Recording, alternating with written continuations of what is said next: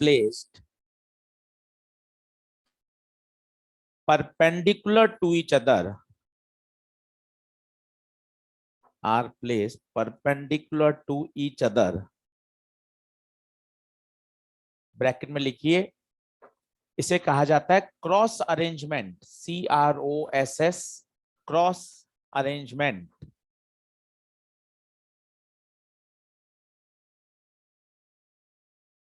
आगे लिखिएगा full stop लगा के। Now a third Polaroid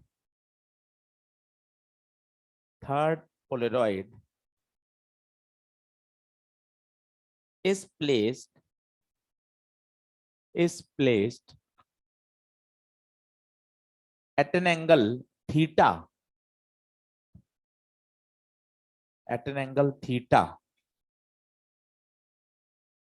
copy ले लेते हैं ना वहां से, काउंटर से पढ़िए, दोनों लिया। at an angle theta with first polaroid,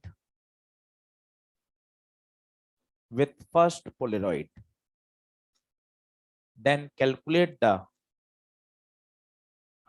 intensity of transmitted light।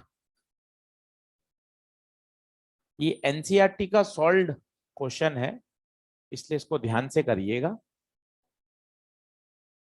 Diagram मैं बना रहा हूं। सबसे पहले तो वो कह रहा है दो पोलरॉइड हैं जो आपस में कितने पे रखे हैं, 90। ये देखो, इसे कहा जाता है फिजिक्स में क्रॉस अरेंजमेंट। कितने डिग्री पे रखना, 90 पे। ये 0 है, ये 90 है।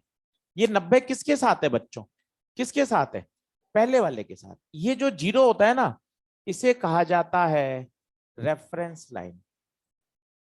ये तो पहली लाइन का मतलब है। इस तरह के अरेंजमेंट को बोलते हैं क्रॉस। अब बीच में आपने एक और रख दिया, उसको रखा थीटा पे, तो थीटा किसके साथ है, वो पहले वाले के साथ, अब यहां से लाइट आई आपकी अनपोलराइज।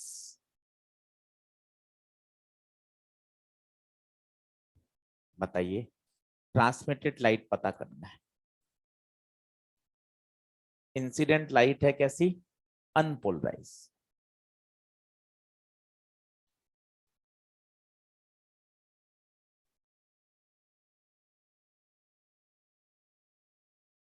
डायग्राम बनाइए। कल वाली बात फिर से समझाता हूं।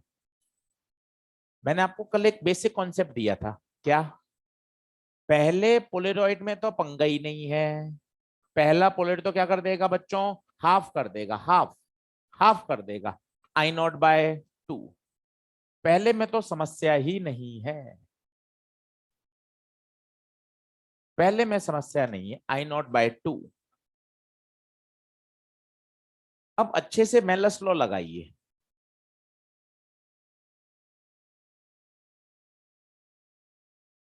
और यहां बोलिए, ये थी अनपोलराइज, और पहले से पास होते ही वो क्या बन गई, पोलराइज।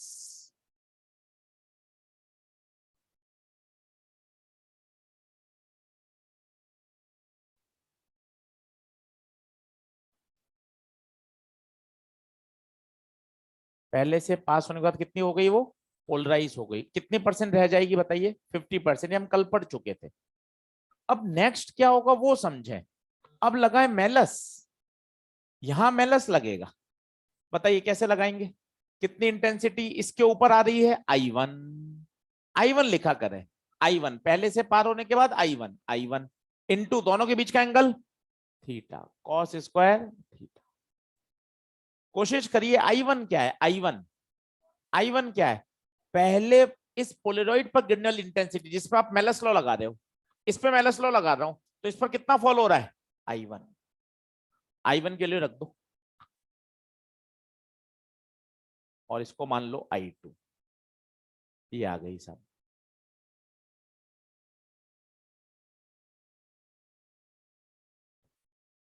अब तीसरे के लिए लगाओ, सोच समझ के, तीसरे के लिए लगाओ।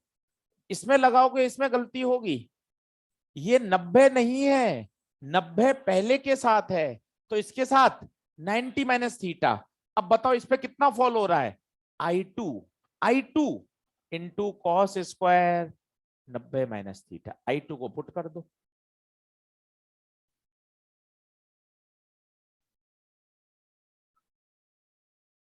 ध्यान से करो, यही समझना है। कल हमने एक सवाल भी किया था नीट 2017 का, बस आपको मेलस सही तरह से लगाना आना चाहिए। अब कहाँ गलती करिए वो चेक करो कि पहले से I0/2 आएगा, फिर I1 cos स्क्वायर थीटा आएगा, फिर I2 cos स्क्वायर थीटा आएगा। ये हो गया I0/2 cos square theta sine square. अब इसको थोड़ा सा रीअरेंज करना पड़ता है, ऐसा ऑप्शन में नहीं आया था। तो आपको याद होना चाहिए साइन 2 थीटा क्या होता है, 2 sine theta cos theta.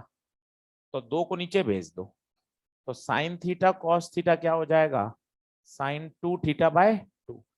Squaring कर दो, तो sine square cos square is sine square 2 थीटा/4। तो इसकी जगह आप लिख सकते हैं साइन स्क्वायर 2 थीटा/4। आंसर आएगा I0/8।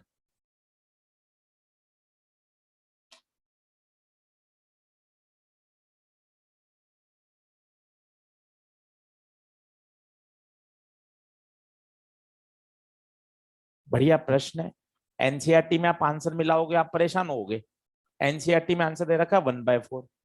आप कहोगे यार कहीं ना कहीं गलती है। आप ध्यान से पढ़ना, उसने सॉल्यूशन में पहले पोलेरॉइड के बाद जो इंटेंसिटी मिली है उसको I0 बोला है। वापस सुनिए, पहले पोलेरॉइड के बाद जो इंटेंसिटी मिली उसको क्या बोला, I0, जबकि है कितनी वो I0/2। इसने यहाँ का कोई नंबर ही नहीं लिया, इसने इसी को चालू किया, यहां से क्या बोला, तो इसलिए अब उनका 8 नहीं आएगा, पता है क्या आएगा 4। तो इसलिए आंसर मिलाएं, सब सही है, वहां भी सही है ये भी सही है, पर आपको कंपेयर करना आना चाहिए। पेपर में तो परफेक्ट लिखा हुआ आएगा कि इंटेंसिटी कितनी फ्लो करा रहे हो, कितनी करा रहे हैं I0, तो आंसर आएगा 1/8। अब मैं तो आपको घर के लिए बता रहा हूँ, क्या मान लो एनसीईआरटी से मैच कर रहे हो, अब वहां लिखा हुआ है 4, अब आप परेशान हो रहे हो। सॉल्यूशन पढ़ो, उसने बोला है पहले पोलेरॉइड के पास होने के बाद इंटेंसिटी है I0, जबकि हमने कितनी मानी है बताइए, I0/2। ये अंतर है। इसी का एक पार्ट और लिखिए, बराबर आइए।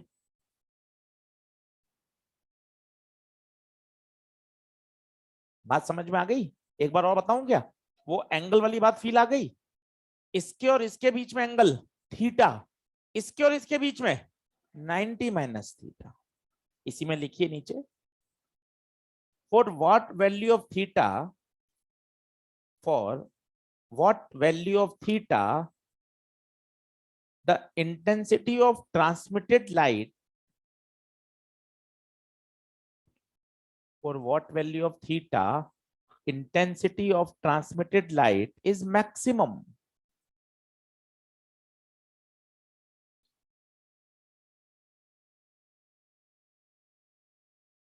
सोचो,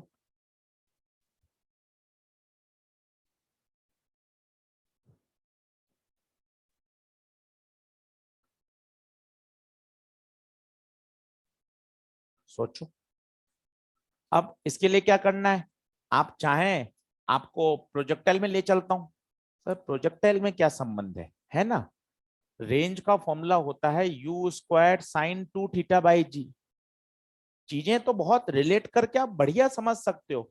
सर अब इसमें क्या बात बताएंगे आप, आपने 11वीं से पढ़ा है रेंज मैक्सिमम के लिए थीटा 45। पता है कैसे आता है, रेंज को मैक्स करना है तो साइन की वैल्यू को 1 होना पड़ेगा। 1 कब होती है, 90 पर। तो 2 थीटा बराबर 90, थीटा बराबर 45। तो ऐसे रिलेट कर रहा हूं ताकि आपका दिमाग चले, अच्छा यहां भी तो वही नाटक हो रहा है साइन 2 थीटा, और साइन 2 थीटा मैक्सिमम कब देगा, जब थीटा कितना होगा 45। वापिस सीख लें, intensity I sir I0/8 sine square 2 theta. अब मुझे इंटेंसिटी को मैक्सिमम करना है तो साइन की वैल्यू को क्या होना पड़ेगा 1। अब साइन 1 कब होता है, साइन 90 पर। तो 2 थीटा बराबर 90, थीटा बराबर 45। तो ये अरेंजमेंट कब मैक्सिमम लाइट देगा? जब पहला वाला पोलराइड कितने पर होगा? 45। तीसरा तो 90 पर था ही। इस समय यहां से जो इंटेंसिटी आएगी और यहां से जो निकलेगी वो कैसी होगी? मैक्सिमम। निकाल सकते हो कितनी होगी? निकाल सकते हैं कैसे? इस आंसर में थीटा की जगह क्या रख दें? 45 आ जाएगा, आई नॉट बाय 8। तो ये 3 सवाल का कॉम्बिनेशन है, इंटेंसिटी निकालना, कब मैक्सिमम होगी और कितनी होगी। अब आपसे पूछा है आई मैक्स बताओ, थीटा 45 पे तो आई मैक्स होगा, पर उसकी वैल्यू क्या होगी? तो I max I not by 8 sine square 2 theta, theta 45 रखोगे, साइन 90 तो आई नॉट बाय 8। और यही सवाल था आपका नीट 2017 का।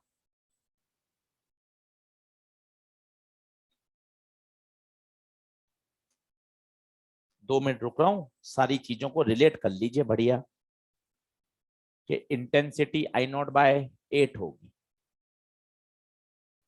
तो पहला आंसर, पहला इंटेंसिटी होगी कितनी? I naught square by 8 sine 2 theta. दूसरा प्रश्न, मैक्सिमम इंटेंसिटी के लिए बीच वाला पोलराइड कितने एंगल पर?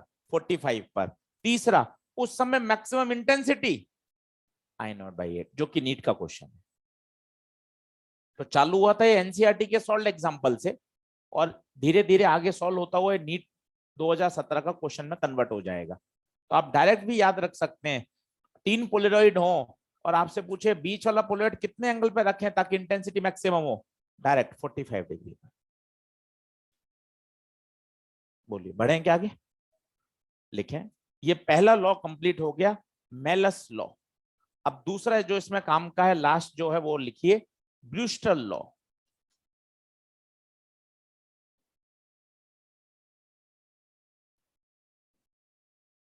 ब्रूस्टर लॉ, इसे लिखते हैं पोलराइजेशन बाय रिफ्लेक्शन।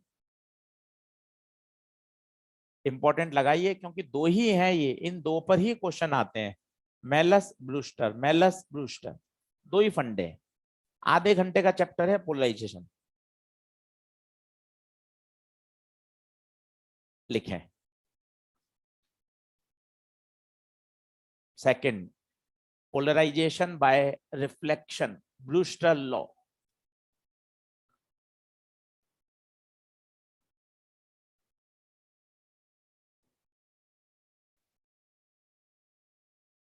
लिखिएगा, according to Brewster,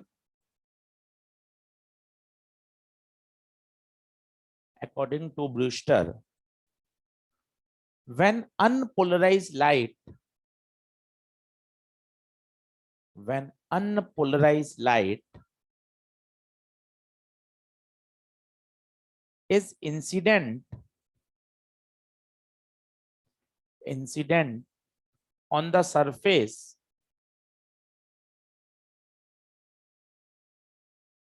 at a particular angle, at a particular angle called Brewster angle, called Brewster angle, bracket में लिखिए angle of polarisation, angle of polarisation, then it is observed that, it is observed that, पहला point लिखिए, पहला point लिखिए, the reflected light, the reflected light is 100% polarized, is 100% polarized, and vibrations of electric field vector, electric field vector is perpendicular to the plane of incidence.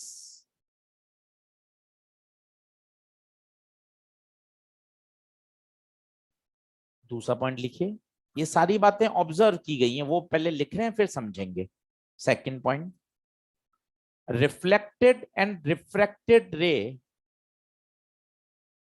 reflected and refracted ray are mutually perpendicular, are mutually perpendicular। तीसरा refracted ray, अब बोल रहा हूं refracted, FR, refracted ray is partially polarized, partially polarized। अब समझना ध्यान से, पहले देखिए ये कैसी लाइट है, अनपोलराइज। कैसे पता चल रहा है, वाइब्रेशन एरो भी है डॉट भी है। पहले कल वाली बात थोड़ी रिपीट करा देता हूं, पहचानना आना चाहिए। जैसे ये है आपका डायरेक्शन ऑफ प्रोपोगेशन, समझिएगा बात को, एक्स एक्सिस, और इलेक्ट्रिक फील्ड वाइब्रेट कर रहे हैं वाई में भी और जेड में भी, क्योंकि ईएम वेव है, और ईएम वेव में इलेक्ट्रिक फील्ड हमेशा डायरेक्शन ऑफ प्रोपोगेशन के परपेंडिकुलर होता है। आराम से बताइए, डायरेक्शन ऑफ प्रोपोगेशन कहाँ है, एक्स, तो इलेक्ट्रिक फील्ड की संभावनाएं कहाँ कहाँ है, आइदर इन वाई और इन जेड। देखिए दोनों में है, then such a light is called unpolarise. क्या अनपोलराइज लाइट समझ पा रहे हैं? इसका दूसरा तरीका क्या होता है बनाने का, ये वाला। इसमें बताइए लाइट कहां आ रही है, लाइट, इसमें लाइट आ रही है आउट ऑफ द प्लेन। समझिए बात फिर से, ये लाइट आ रही है बाहर, क्या इलेक्ट्रिक फील्ड ऐसे संभव है, 90 डिग्री पर है, ऐसे संभव है, ऐसे संभव है। ये सब संभावनाएं पॉसिबल हैं, क्योंकि ये सारे इलेक्ट्रिक फील्ड वेक्टर इस डायरेक्शन के परपेंडिकुलर है। ये भी अनपोलराइज लाइट है। बोलो अनपोलराइज, बात समझ में आ रही है? अनपोलराइज का मतलब इलेक्ट्रिक फील्ड सभी डायरेक्शन में हो, सभी पॉसिबल। पॉसिबल का मतलब अगर लाइट एक्स में जा रही है तो इलेक्ट्रिक फील्ड एक्स में तो हो ही नहीं सकती ना भाई, क्योंकि इलेक्ट्रिक फील्ड तो क्या होती है, परपेंडिकुलर। कहां कहां संभावना है बताओ, वाई में, और then such a light is called, ये देखिए सरल भाषा में बोलने के लिए, एरो भी होंगे डॉट भी होंगे, जितने एरो उतने डॉट। बोलो हाँ है क्या? अब दूसरा बताइए, सेकंड, अगर डायरेक्शन ऑफ प्रोपोगेशन यहां है, कल वाली बात समझा रहा हूं ताकि ये वाला टॉपिक और अच्छे समझ में आए, और इलेक्ट्रिक फील्ड वाइब्रेशन, अब आप देखिए इलेक्ट्रिक फील्ड के vibration only in Y axis, only in y-axis, then such a light is polarized light, केवल एक पर्टिकुलर डायरेक्शन में। तो आशीष सर फिर तो जेड में भी संभव है। हाँ, अगर डायरेक्शन ऑफ प्रोपोगेशन एक्स में है तो सारी इलेक्ट्रिक फील्ड किस में हो, जेड में भी। इस तरह की लाइट को भी पोलराइज लाइट कहेंगे। तो फिर सर अंतर क्या हुआ, अंतर है ना, इसमें कहा जाता है ये लाइट वाई डायरेक्शन में पोलराइज्ड है, ये कहां बोला जाएगा, ये लाइट जेड डायरेक्शन में पोलराइज्ड है। इसे बोलेंगे वाइब्रेशन किस में है, वाई में। इसमें क्या कहेंगे, वाइब्रेशन किस में है, जेड एक्सिस में। एक डिफाइन कर देते हैं टर्म, जिसे बोलते हैं plane of vibration. Plane of vibration, plane of vibration क्या है, एक ऐसा प्लेन जिसके अंदर डायरेक्शन ऑफ प्रोपोगेशन हो और वाइब्रेशन ऑफ इलेक्ट्रिक फील्ड हो। एक ऐसा प्लेन, नाम से पता चल रहा है, प्लेन ऑफ वाइब्रेशन, एक ऐसा प्लेन जिसके अंदर वाइब्रेशन होने चाहिए। इसमें बताइए वाइब्रेशन कौन सी एक्सिस में, वाई, और डायरेक्शन किस में है, एक्स। बताइए यहाँ प्लेन ऑफ वाइब्रेशन कौन सा होगा? X Y plane. कोशिश करिएगा इसमें, तसल्ली से बताइएगा। सर प्लेन ऑफ वाइब्रेशन की डेफिनेशन बताओ। एक ऐसा प्लेन जिसमें कितने लोग होते हैं? दो। कौन कौन से दो? पहला डायरेक्शन ऑफ प्रोपोगेशन, ठीक है सर मुझे सोचने दो, डायरेक्शन एक्स और वाइब्रेशन, वाइब्रेशन जेड, तो कौन सा plane? Exact plane is called plane of vibration. क्योंकि आप ये तो कह रहे हो सर ये अनपोलराइज्ड है, ये पोलराइज्ड है, ये पोलराइज्ड है, तो सर कुछ तो अंतर होगा ना फिजिक्स के दृष्टिकोण से, डायग्राम भी अलग है। हाँ तो आपको बोलना चाहिए यहाँ plane of vibration x Y plane है, यहाँ plane of vibration x z plane है। और सरल भाषा में बोलिए, यहाँ लाइट वाई डायरेक्शन में पोलराइज्ड है, यहाँ लाइट जेड डायरेक्शन में पोलराइज्ड है। और बेहतर बोलिए, यहां वाइब्रेशंस वाई डायरेक्शन में है, यहां वाइब्रेशंस जेड डायरेक्शन। अच्छा हमारी आंखें इन तीनों को पता नहीं लगा सकती। हमारी आंखें के पास ये एबिलिटी नहीं है कि अनपोलराइज, पोलराइज, पार्शियली पोलराइज इनको देख सकती हो, हम नहीं देख सकते। तो फिर हम किससे पता लगा सकते हैं? हम पता लगा सकते हैं पोलेरॉइड से। यहाँ पे पोलेरॉइड रख दीजिए, सोचिए अब आप उस पोलेरॉइड को घुमाओगे, पता है आपकी इंटेंसिटी कभी बदलेगी ही नहीं, हमेशा कितनी रहेगी? हाफ। कल बताया था, याद करो, पोलेरॉइड को रखने पर अनपोलराइज के आगे रखोगे वो कितनी कर देगा? हाफ कर देगा। आपको हमेशा हाफ ही दिखेगी।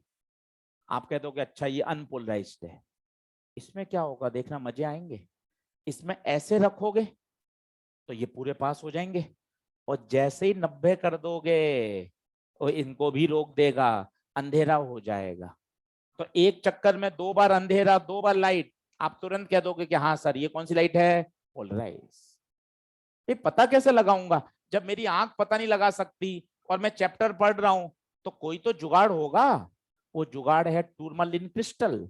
आइए फिर महसूस करिए, टूरमलिन क्रिस्टल को आपने रखा ऐसे, ऐसे रखा, बताइए कौन पार कर देगा किसको? ये सारे एरो पास हो जाएंगे। और जैसे ही ऐसे रख दोगे क्या होगा? अब कुछ भी पास नहीं होगा, क्योंकि टूरमलिन क्रिस्टल की प्रॉपर्टी है ये अपने एक्सिस के पैरेलल। अब कुछ भी पैरेलल नहीं है, अंधेरा हो गया। पहले लाइट थी अब अंधेरा हो गया, पहले लाइट थी अब अंधेरा हो गया। दिमाग तुरंत कह देगा कि हाँ सर ये कैसी लाइट है? पोलराइज्ड। क्या एक बेसिक अंतर समझ में आ रहा है? क्योंकि चैप्टर तो हम आगे पढ़ रहे हैं, मुझे एक ये बेसिक बात आनी चाहिए, अनपोलराइज, पोलराइज, पोलराइज में भी ये वाई डायरेक्शन में पोलराइज्ड है और ये जेड डायरेक्शन। अब मैं आता हूं वापस अपने टॉपिक पर, वो बाद में लिखिएगा। तो ब्रूस्टर ने क्या कहा, बड़ी जबरदस्त बात कही। उन्होंने कहा किसी भी एंगल पे आओगे तो कुछ भी होगा, पर एक पर्टिकुलर एंगल पर आओगे and that angle is known as Brewster angle, that angle is known as angle of polarisation. तो क्या हुआ, जो रिफ्लेक्टेड लाइट थी उन्होंने पाया वो 100% पोलराइज। और मजे की बात, उसमें वाइब्रेशंस तो देखो बच्चों, ये वाइब्रेशन कहां है? कहां है? इस प्लेन के परपेंडिकुलर। डॉट का मतलब कहां हुआ? ऐसे होगा ना डॉट का मतलब, तो इसका मतलब vibration of electric field vector is perpendicular to the plane of incidence. ये नीट में सवाल पूछा जा चुका है। वापस सर ये प्लेन ऑफ इंसिडेंस क्या होता है ये समझाइए। 10th क्लास से आप एक लॉ पढ़ते आ रहे हो, वो आपने सेकंड लॉ तो कभी ध्यान से सुना ही नहीं। Reflected ray, incident ray and normal all lies in the, ये वो प्लेन ही तो है। इसमें क्या सब है क्या? एक बार बनाओ, ये रिफ्लेक्टेड रे, ये रिफ्रैक्टेड रे, इंसिडेंट रे और ये नॉर्मल, क्या सब एक ही प्लेन में है क्या? तो ये प्लेन क्या है? This plane is known as plane of incidence. अब बताइए वाइब्रेशंस कहां है? वाइब्रेशन, वाइब्रेशन इस प्लेन के परपेंडिकुलर, इस प्लेन के परपेंडिकुलर। क्या ऐसे संभव थे क्या? हाँ ऐसे हो सकते ना, क्योंकि ये भी तो 90 डिग्री है, पर ये तो इसी प्लेन में है, ये इसी प्लेन में है। मिले कहां? प्लेन ऑफ इंसिडेंस के परपेंडिकुलर। बताइए लाइट कैसी हो गई? 100% पोलराइज। और what about refracted ray? What about refracted ray? This is partially polarise, कुछ कुछ एरो, कुछ कुछ डॉट, ज्यादा एरो थे क्योंकि डॉट ऊपर फिल्टर हो गए। ये देखिए, तो कौन सा मेथड पढ़ रहे हैं बताइए? Bye reflection. तो हमारा ध्यान ऊपर चाहिए या नीचे चाहिए? ऊपर, क्योंकि ये कैसी लाइट है? रिफ्लेक्ट। ये थीटा पी है, तो बताओ ये थीटा पी, ये एंगल बताया उन्होंने कितना? 90। ये एंगल मैंने मन से मान लेता हूं आर। पहले लिखिए, फिर इस पर न्यूमेरिकल कराऊंगा अभी। वापस सुनिए लिखते लिखते। ब्रूस्टर ने ये कहा, जब लाइट एक पर्टिकुलर एंगल पर आए, हर एंगल पर ये काम नहीं होगा बच्चों, एट अ पर्टिकुलर एंगल, उस समय रिफ्लेक्टेड लाइट 100% पोलराइज्ड।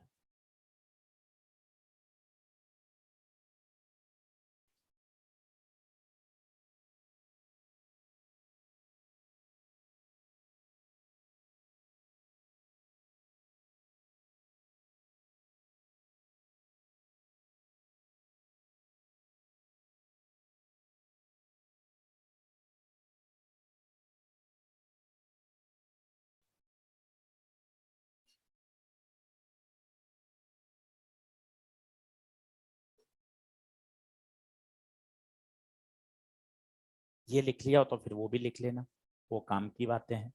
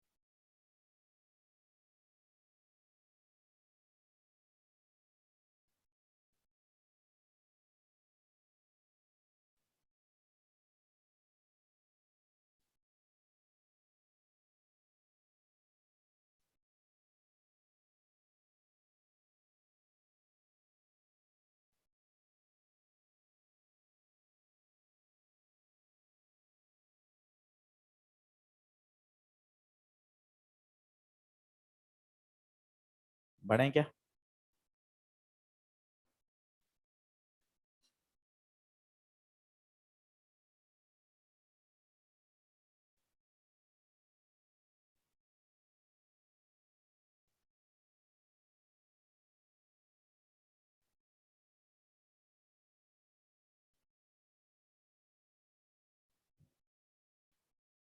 अब इसमें दो तीन बातें काम की हैं, और लॉ, ब्रूस्टर लॉ काम का है, अभी आने वाला है। ये वाली बात लिख लें, एक बार इसको री एक्सप्लेन कर देता हूं वापस, कि अनपोलराइज पोलराइज लाइट होती क्या है, प्लेन ऑफ वाइब्रेशन क्या होता है। प्लेन ऑफ वाइब्रेशन एक ऐसा प्लेन होता है जिसमें direction of propagation and vibration of electric field vector होने चाहिए।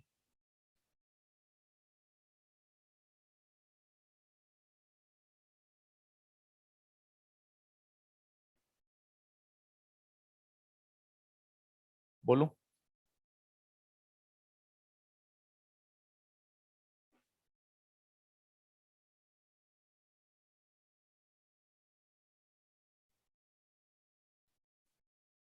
अब क्या क्या बातें, खास बातें सुनिए, सब पे क्वेश्चन है। पहला, रिफ्लेक्टेड लाइट इज 100% पोलराइज। साथ ही साथ इसमें क्या खास बात है, इसमें जो इलेक्ट्रिक फील्ड के वाइब्रेशंस है ना, वो प्लेन ऑफ इंसिडेंस के परपेंडिकुलर हैं। महसूस करिए, डॉट आ रहा है, डॉट, डॉट का मतलब क्या हुआ? इस प्लेन के परपेंडिकुलर। ध्यान दीजिएगा। दूसरी बात, रिफ्लेक्टेड और रिफ्रैक्टेड आपस में कितने डिग्री पर? 90। अब आर बता सकते हैं, आर क्या होगा? इन तीनों का sum, theta P plus 90 plus R equal to 180। तो theta P plus R 180 minus 90, theta P plus R 90। तो आर कितना आएगा? 90 माइनस थीटा। अब स्नेल लॉ लगा दीजिए एक बार तो मजा आ जाएगा। एक बार बोर्ड पे देख लीजिए, लॉ आ जाएगा। सब लोग बोर्ड पे देखें, बोलिए। ऊपर का म्यू, ऊपर का एंगल, नीचे का म्यू, नीचे का एंगल, आर की वैल्यू पुट कर दे तो ये आपका आ जाएगा ब्रूस्टर लॉ। जो आप याद करते हैं वो यहां से स्नेल लॉ से निकाला जा सकता है। Sine theta p mu, sine 90 minus theta cos theta, नीचे ले जाइए।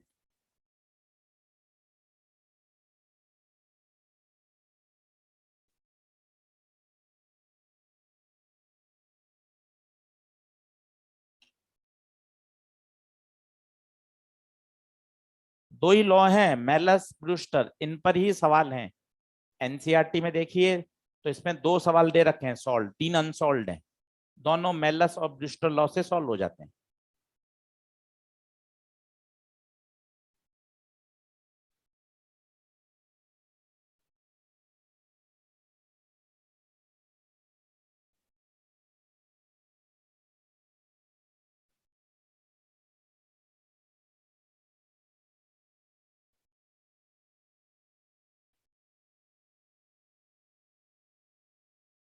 अब वापस रिकॉल कर रहा हूं, फिर न्यूमेरिकल करते हैं।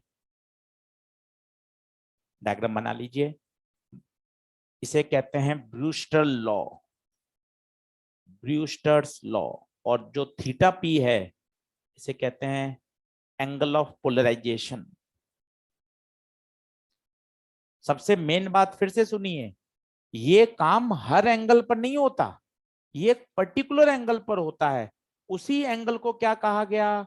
Angle of polarisation, Brewster angle. अब उस समय क्या क्या हुआ, आइए तीनों बातों को कॉल करिए। पहला पहला बताइए, रिफ्लेक्टेड रेज 100% पोलराइज, साथ ही साथ उसमें जो वाइब्रेशन होंगे वो प्लेन ऑफ इंसिडेंस के परपेंडिकुलर। दूसरा, reflected and refracted ray are perpendicular. और तीसरा, उस मीडियम का रिफ्रैक्टिव इंडेक्स निकालने का तरीका, म्यू बराबर tan थीटा पी। अब निकालिए एक्सरसाइज 2। एक्सरसाइज 2 में एक सवाल है पोलराइजेशन का 16वां नंबर, उसको करते हैं। Exercise 2 question number 16।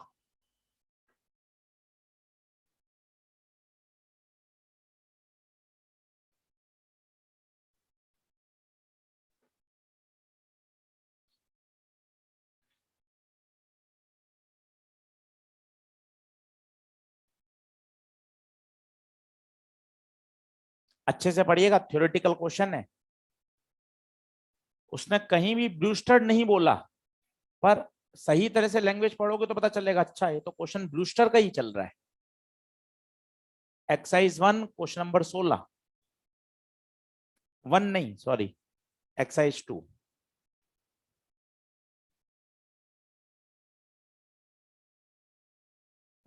नीट 2018 की बात कर रहा हूं, लैंग्वेज पढ़ लीजिए। अब कितना इसने सही कहा है, अनपोलराइज्ड लाइट आई, सही बात है।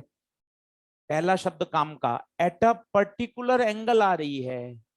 उसके बाद और लिखा है reflected ray and refracted ray are perpendicular. अब एकदम से क्लिक करना चाहिए, अच्छा ये सब तो तामझाम ब्रूस्टर के समय होता है। और ब्रूस्टर ने क्या कहा था, इस पर्टिकुलर एंगल पर आने पर reflected rays 100% polarise provided vibration of electric field vector is perpendicular to the plane of incidence. पहला ऑप्शन भी बढ़िया है, और उसने बाद में जाके गड़बड़ कर दिया, पैरेलल। जबकि कितना जबरदस्त बात है, vibration of electric field vector is perpendicular to the plane of incidence. कौन सा ऑप्शन जाएगा बताइए? सेकंड। बढ़िया प्रश्न है ब्रूस्टर का। एक और सवाल है इसमें पोलराइजेशन का, 15वां।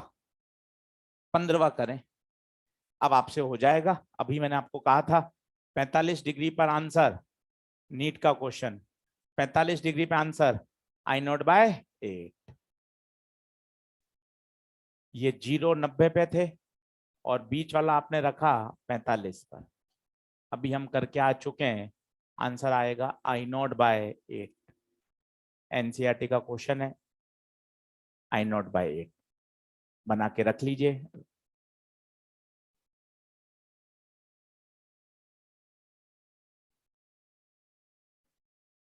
पैंतालीस डिग्री पर सबसे मैक्सिमम पास होता है और आंसर आएगा I0/8। जस्ट अभी किया था आज आते ही क्लास में।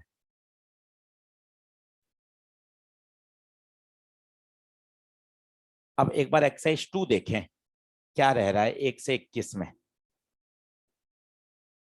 सारे हो गए कि जो जो मॉड्यूल लेकर आए हैं वो देख लें। 1 से 21 हो गए सारे। चलो अब एक्सरसाइज 3 में आओ। 3 में पोलराइजेशन के छांटते हैं। पहले पहले करिए 7वां क्वेश्चन। अब करिए 7वां। एक्सरसाइज 3 में आ जाओ। क्वेश्चन नंबर 7 कह रहा हूं।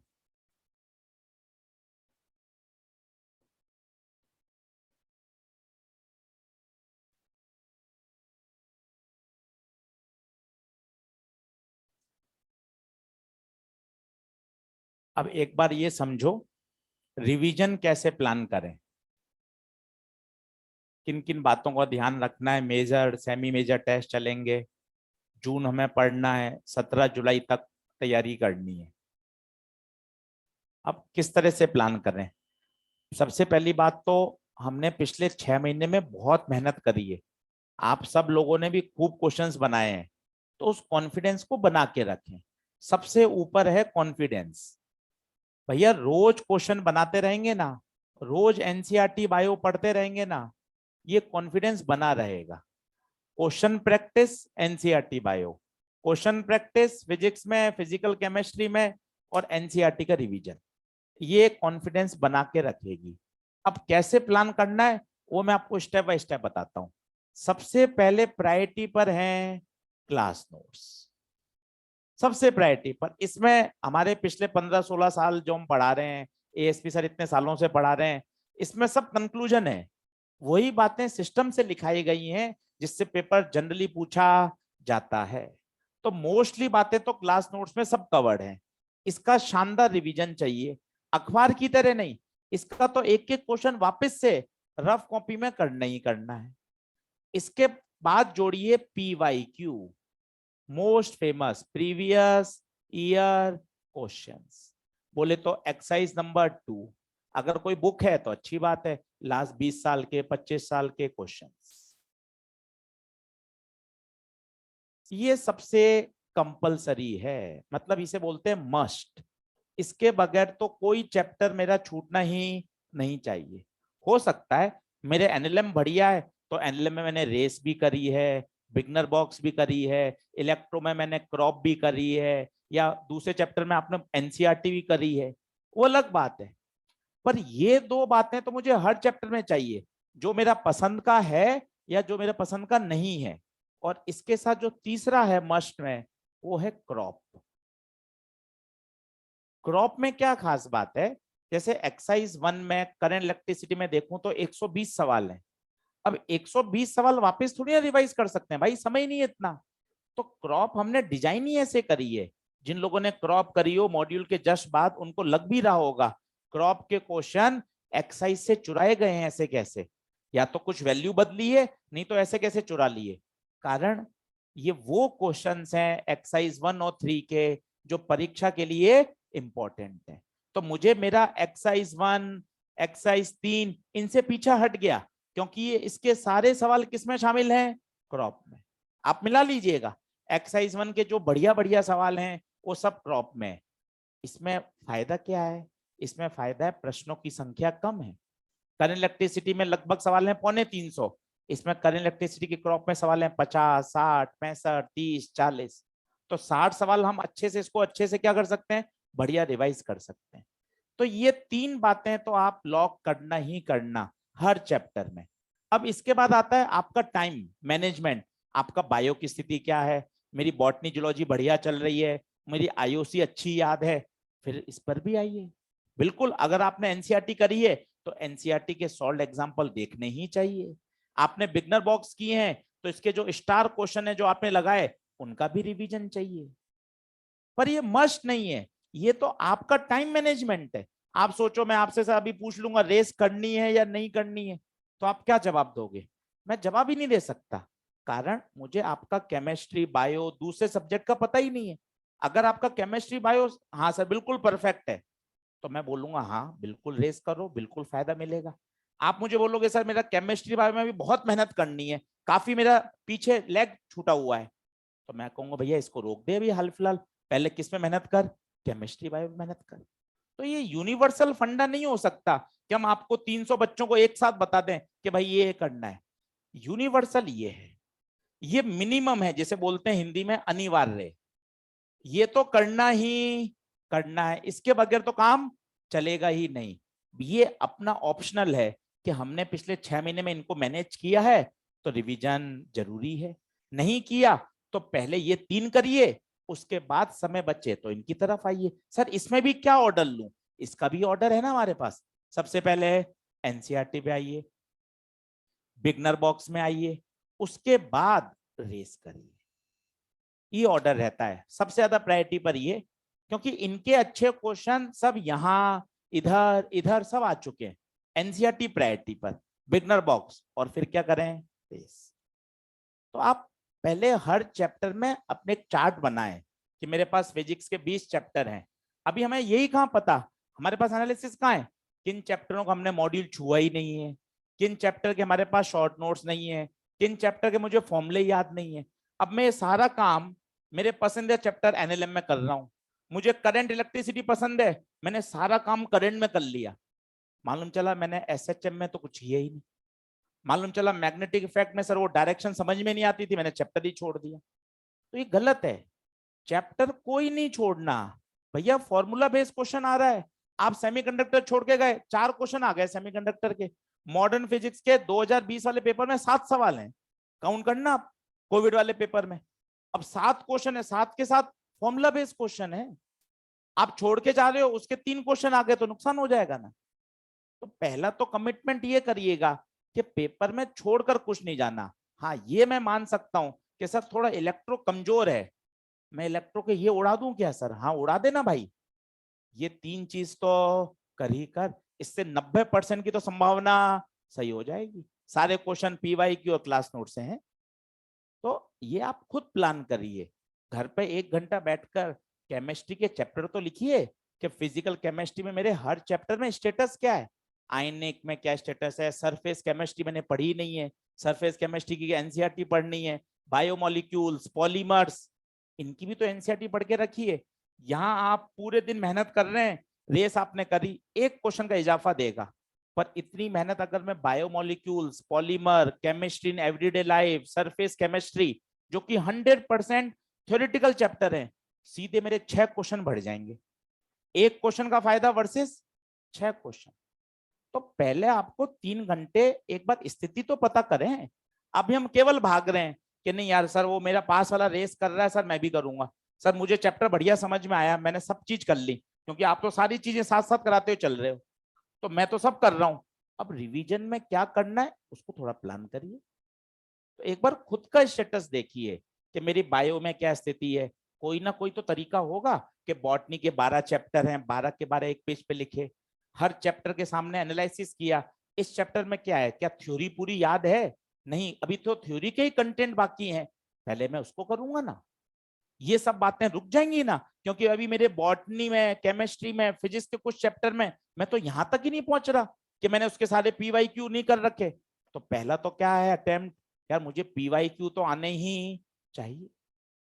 तो ये किसी का कॉपी पेस्ट आप नहीं कर सकते, ना मेरा, ना टॉपर का, ना अपने पास वाले हॉस्टल के बच्चे का, ये सबका अलग चार्ट बनता है, और उसके लिए आपको 2 घंटे 1.5 घंटे एक बार मेहनत करनी पड़ेगी। और दूसरी बात, अब अगले 50 दिन हमें क्या करना है, एक तो हमें रात को सोने का और सुबह उठने का 2 टाइम फिक्स कर लेने हैं। पता है क्या करोगे आप, अभी एलन की क्लासेस बंद हो जाएंगी अगले 7-10 दिन में, रात को पढ़ रहे हैं, आपको बढ़िया लग रहा है, आपने 1:30, 2, 2:30 बजे तक पढ़ लिया, अरे आज तो खूब मेहनत करी है, पढ़ रहे हैं आप, नींद आ रही है फिर भी आप पढ़ रहे हैं जो जोश में, साथ में 2-3 बच्चे पढ़ रहे हैं तो आपने भी मेहनत कर ली, अच्छी बात है।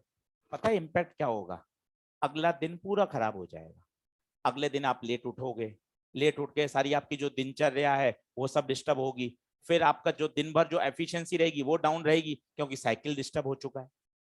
तो ये नहीं करें, डिसिप्लिन से चलें। बिल्कुल 2 टाइम फिक्स कर लें आज से कि सर मेरा रात को सोने का टाइम 10:30 है, 11 है, 11:20 है, 11:40 है, 11:50 है, जो भी है उस समय मुझे बेड पर आना है और सुबह टाइम पर एक फिक्स टाइम पर उठना है। पता है 2 टाइम फिक्स हो जाएंगे, आपको कितना क्लियरिटी मिलेगी कि हाँ अब बचा हुआ समय मुझे पूरे दिन ऑन स्ट्रेच पढ़ाई करनी है। बीच में ब्रेकफास्ट, लंच, डिनर, बीच में रेस्ट, वो सब ठीक है, बाकी पूरा दिन मेरे पास क्या है, पढ़ाई। अभी क्या हमारा ये टाइम टेबल ही गड़बड़ है। और अभी तो चलो क्लास चल रही है, क्लास के बंद होने के बाद तो बिल्कुल ही आप टेढ़ा मेढ़ा भागोगे तो दिक्कत हो जाएगी। तो सबसे पहला रूल ध्यान रखना, अभी मुझे जून जुलाई में क्या करना है, मेरे सोने का और मेरे उठने का टाइम फिक्स होना चाहिए, सबसे पहली बात। दूसरा मुझे क्या काम करना है, दूसरा मुझे इन पर काम करना है, PYQ क्लास नोट्स, ये मुझे तरीके से आने चाहिए। 2 चीजें सेट करिए, मेजर टेस्ट जरूर दीजिए। इन केस नहीं दे पा रहे हैं, पूरा रिवीजन नहीं हो पाया, बाई चांस कोई मेजर टेस्ट छोड़ दिया आपने, कोई दिक्कत नहीं है, वो मेजर टेस्ट का पेपर लें, घर बैठकर क्वेश्चंस को करें। और जो जो क्वेश्चन आपको नहीं आ रहे, सॉल्यूशन आपके पास मिलेंगे, हम लोग यहीं अवेलेबल रहेंगे। मैं, ASP सर, अभी तो ASP सर का सिलेबस चल ही रहा है, खत्म होने के बाद भी हम आपको यहाँ मिलेंगे। तो क्वेश्चंस करते रहें और डाउट पूछते रहें। और मान लो मैंने 10 क्वेश्चन करे, अब 10 में से मेरे 7 हुए, 3 नहीं हुए, 3 को लेके परेशान नहीं होना भाई, 3 हमारे पास लेकर आओ ना। आपको तो क्या करना है, कांच के सामने खड़े होकर बोलना है 7 तो हो गए, 7 तो हो गए, कितनी बड़ी बात है। सारा खेल ही आत्मविश्वास का है भाई। आप आत्मविश्वास को बना के रखोगे, अरे 3 तो क्या है, ये तो पूछ के मैं समझ ही लूंगा। इंपॉर्टेंट क्या है, कितने बन गए, क्या बात है, आज तो 7 बन गए, कल तो 5 ही बन रहे थे, आज 7 बनने लग गए। आप एक बात ध्यान रखिए, कंपटीशन को जीता जा सकता है केवल कॉन्फिडेंस पर। आपका कॉन्फिडेंस जब इधर उधर हिलता है ना, तब आप परेशान होते हो। आप 5-7 दिन पढ़ाई करो लगातार, आपको लगे अरे सर मजा आ जाएगा, कोई दिक्कत ही नहीं है, क्योंकि आप 6 दिन 12-12 घंटे पढ़कर आपने अपने कॉन्फिडेंस लेवल को बहुत बढ़ा दिया है। जैसे ही आप 2 दिन नहीं पढ़ाई करते, NCERT बायो नहीं पढ़ रहे हैं, फॉर्मूले सवाल नहीं कर रहे हैं, आप फिर परेशान हो जाते हैं। अब सर ओवर थिंकिंग, बैकलॉग क्या होगा, पेपर में क्या होगा, पुराना याद आएगा कि नहीं आएगा। कारण क्या है, केवल क्या अंतर आया पता, कल और आज में कॉन्फिडेंस शब्द का अंतर आ गया, इसलिए आप इधर उधर 4 लोगों से और बात कर रहे हो, जबकि सारा खेल ही किसका है, कॉन्फिडेंस का है। करते रहिए, क्वेश्चन बनाते रहिए, रोज बनाइए ना। जिस दिन आपको लग रहा है ASP सर की कॉपी निकाल ली, 20 सवाल NLM के बना लिए, 15 क्वेश्चन करंट इलेक्ट्रिसिटी के बना लिए, आप तुरंत खुश हो जाएंगे, अरे यार मैं तो दूसरों से फार फार बेटर हूं, क्वेश्चन कितने धड़ाधड़ कर रहा हूं, वो पावर वाले सवाल ही कर लिए 10 के 10, लेंस मेकर की जरूरत ही नहीं। आपका चेहरा वैसे ही खुश हो जाएगा, सर मैं एक लाइन में पावर के क्वेश्चन कर रहा हूँ। NLM में सर ने क्या ट्रिक बताई है, सर्कुलर मोशन में इतना शानदार तरीके सिखाए हैं, खटाखट क्वेश्चन सॉल्व हो रहे हैं। यही तो कॉन्फिडेंस है, और क्या कॉन्फिडेंस है। पेपर में सभी को पता है लोएस्ट पॉइंट पर √5GR होता है, अगर √5GR से फेंकेंगे तो ये पूरा चक्कर कर लेगा, सबको पता है। पर जिसने 4 बार पढ़ रखा है ना, वो तरीके से टिक लगाएगा, और जिसने एक बार ही पढ़ा है ना, वो थोड़ा कंफ्यूज होगा, नहीं यार √3 भी तो होता था यार, नहीं नहीं ऊपर तो √GR भी होता था यार, तो परेशानी है, और तीनों ऑप्शन है, बस यही तो परेशानी है। आपने इसको 5 बार पढ़ रखा है, लोएस्ट पॉइंट पर √5, और चक्कर लगाते समय जब वो टॉप से निकल रहा है तब √GR। इस समय टेंशन 0 होगा, इस समय टेंशन मिनिमम होता है, इस समय मैक्सिमम होता है।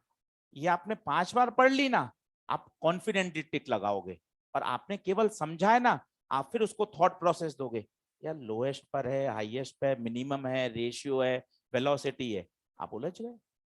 इतना से ही अंतर है, बाकी कोई अंतर नहीं। तो ध्यान रखिएगा इन 3 बातों का। इसके बाद ये आपको निर्णय लेना है कि सर मेरे दूसरे सब्जेक्ट का क्या स्थिति है, उसको एक पन्ने पर, हवा में नहीं। आपको भी कहां पता है कि सर मेरे जूलॉजी में चैप्टर का सीक्वेंस और मुझे कितने कितने पता है, ये ऑन पेपर मेरे पास अभी रिकॉर्ड ही नहीं है। एक बार आज रिकॉर्ड तो लाओ ना, कि फिजिकल केमिस्ट्री के 8 चैप्टर लिखे, इसमें थ्योरी का क्या स्टेटस है, क्या मुझे इसकी थ्योरी पूरी समझी हुई है, नहीं, इस पर क्रॉस लगाया, इस पर टिक लगाया, जो क्रॉस आया तो पहली प्रायोरिटी तो ये हो गई ना कि मैं इससे करने से पहले इसकी थ्योरी तो याद करूं। फिर इसके बाद PYQ क्या क्या स्टेटस है भाई। जब आपके पास ये पूरा आ जाएगा ना, आपके पास एक डायरेक्शन आ जाएगी कि हाँ भाई मुझे कहाँ कहाँ मेहनत करनी है। अभी मुझे सिर्फ ये पता है पूरे दिन पढ़ना है, पर पूरे दिन क्या पढ़ना है? मैं फिजिक्स ही पढ़ता रहूं, केमिस्ट्री पढ़ता रहूं, या जो जो मेरे वीक हिस्से हैं उनको पढ़ूं? वो वीक हिस्से की टेबल है कहाँ? कहाँ है आपके पास कि बॉटनी, जूलॉजी, ऑर्गेनिक में, फिजिकल में ये चैप्टर कमजोर हैं जिसके मैंने फॉर्मूले अभी तक खोले ही नहीं है? तो पहले वो चार्ट बना लीजिए, 1 घंटा 45 मिनट में बन जाएगा खटाकर खटाकर। उसके पास आपके पास समय होगा ना, जब भी आप खाली बैठोगे, हाँ यार ये पढ़ना है, तुरंत आप वो चैप्टर पढ़ोगे। तीसरी बात, काम की बात। अब ध्यान रखिए, अभी तो क्लास चल रही है, 5-7 दिन 10 दिन में खत्म हो जाएगी। 2 से 5 का शेड्यूल, ये रोज पढ़ना है। 1 जून से चालू करते हैं, 10 जून से चालू करते हैं, जब भी, क्योंकि ये पेपर का टाइमिंग है 17 जुलाई का। 1 महीने बॉडी क्लॉक इसके हिसाब से एडजस्ट करनी ही करनी है भाई। क्यों? इस समय आपकी लय बन जाएगी, आपका रिदम बन जाएगा, और इस समय दिमाग मैक्सिमम एफिशिएंसी से काम करेगा। जैसे सुबह उठ के आपको हम पेपर दे दें, 6 सवा 6 आपको उठाया, नींद से पेपर दे दिया, पता है आपको 15-20 मिनट तो लय में आने लग जाएंगे। लय का मतलब होता है रिदम, मोमेंटम में। 5 2 3 सवाल देखोगे, फिर थोड़ी सी आंख खोलोगे, फिर दिमाग चलने चालू होगा। आप खुद बताइए, आधे घंटे बाद की दिमाग की स्थिति बेहतर होगी या खराब होगी? बेहतर। 30-40 मिनट दिमाग धीरे धीरे धीरे धीरे रिदम में आ जाएगा। ये रिदम कहलाती है। रोज 2 से 5 रोज पढ़ना है। ये तो मतलब प्रॉमिस कर लीजिए कि पूरा जून, क्योंकि मुझे जुलाई में यही टाइम देना है पेपर में। इस समय मेरा दिमाग आदत में रहेगा, साइकोलॉजिकल तैयार रहेगा, बॉडी क्लॉक रहेगी, सब छोटी छोटी बातों का फर्क पड़ेगा। तो केवल पढ़े नहीं, सिस्टमेटिक, साइंटिफिक, स्मार्ट तरीके से रिवाइज कर रहे हैं। सारा खेल रिवीजन का है। मेहनत हम सब ने बहुत अच्छे से करी है, हमारे पास बहुत अच्छा मटेरियल है। अब किसी की जेरॉक्स, किसी के नोट्स कोई काम के नहीं है। किसी के हैंड रिटन नोट्स ले रहे हैं, टेलीग्राम से फोटोस्टेट निकलवा रहे हैं, कोई काम का नहीं है। खुद के नोट्स ही काम आएंगे जो आपने अपने हाथ से लिखे हैं। यकीन मानिए, किसी के भी नोट जेरॉक्स करा लीजिए, आप सोचो उसमें से हो जाएगा, भाई कुछ नहीं होता। वो चीजें पहले से उपलब्ध हैं, इस साल ही थोड़ी ना आई है। तो अपने नोट्स पे यकीन करें कि सर मेरी हाथ से लिखी हुई जो चीजें होंगी, मैं उनको बार बार अच्छे से रिवाइज कर सकता हूँ। क्लियर है बात? चलिए, तो इन बातों का थोड़ा ध्यान रखें, और रिवीजन के साथ साथ अच्छे से इसको प्लान करें। एनसीईआरटी मुझे कहाँ कहाँ चाहिए? फिजिक्स में एनसीईआरटी थ्योरी की आवश्यकता बिल्कुल नहीं है। कोशिश भी नहीं करें कि आधे घंटे बैठे पढ़ रहे हैं, कोई फायदा नहीं मिलेगा। इससे बढ़िया तो एनसीईआरटी बायो की पढ़ लें, आईओसी की पढ़ लें, ऑर्गेनिक की पढ़ लें। फिजिक्स में करना है क्या करिए, पीछे के क्वेश्चंस और सॉल्व एग्जांपल, वो भी आपने अगर कर रखे हैं एक बार तो मिला लीजिए, और नहीं तो हमने उसको पीवाईक्यू में, क्लास नोट्स में, एनसीईआरटी में, सब में उसको मैनेज कर रखा है। तो कॉपी सबसे ऊपर रखिए, पीवाईक्यू अच्छे से करिए, और क्रॉप करिए। क्रॉप में बेनिफिट क्या मिलेगा? एक्सरसाइज 1 और 3 से आप बच जाएंगे, सारे अच्छे क्वेश्चन वहां पर इंक्लूड है। बढ़े आगे? चलिए, अब आते हैं एक्सरसाइज नंबर 3 पर। कौन सा कर रहे थे हम? 7 का डायग्राम बनाओ, करो 7th और 8th।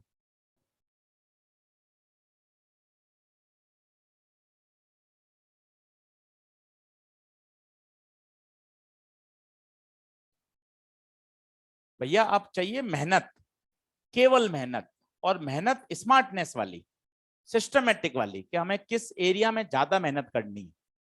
और ये बात सब सच है कि कामयाबी किस्मत से नहीं मिल रही है, मेहनत से मिलती है। इन बातों को लिखा गया है तो इनके पीछे सब तर्क है, किस्मत से नहीं मिलती। ये तो बिल्कुल डिसिप्लिन, मेहनत से जो रहेगा ना, उसके पास काम बढ़िया होगा। अब बताइए, दो पोलराइड हैं, कितने एंगल पर है? 60। ये 60 का क्या मतलब है? 60 का मतलब है सर, अगर पहला 0 पे होगा तो दूसरा 60 पे होगा। ओके, लाइट आई, अनपोलराइज। आप खुद बताइए, मेलस लॉ की प्रैक्टिस कर रहे हैं, अनपोलराइज लाइट आई, बताइए पहला क्या करेगा? पहला पहला पहला सीधा आधा, नो टेंशन, पहले में कोई दिक्कत नहीं है। 50% अलाउ करेगा, 50% ब्लॉक करेगा। ये टूरमालिन क्रिस्टल का नेचर है, अपने एक्सिस के पैरेलल कंपोनेंट्स को पास कर देता है। अब बताइए मेलस किस में लगाएंगे? इसमें लगाइए मेलस, इसको I1 मान लीजिए। बताइए मेलस I2 इज, इस पर कितना फॉल हो रहा है वो बताइए।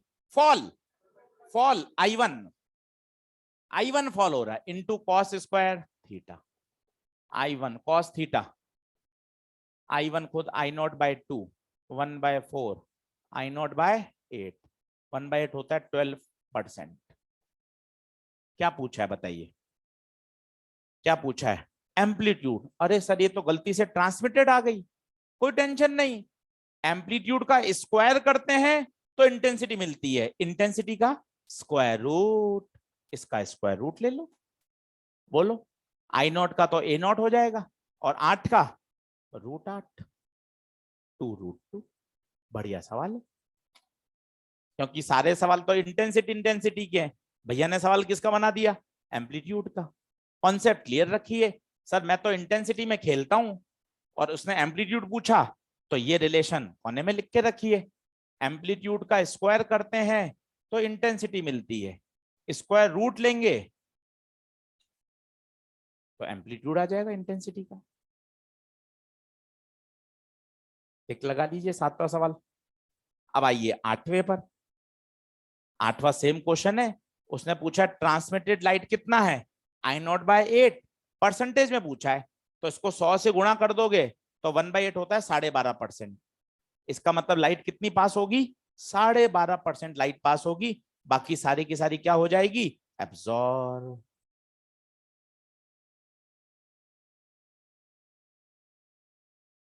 बोलिए बढ़ेंगे आगे।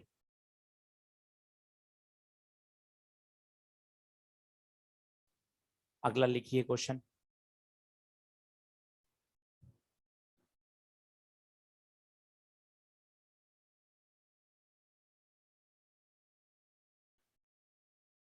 For given transition, for given transition find Brewster law, for given transition find Brewster law। Diagram बना लीजिए।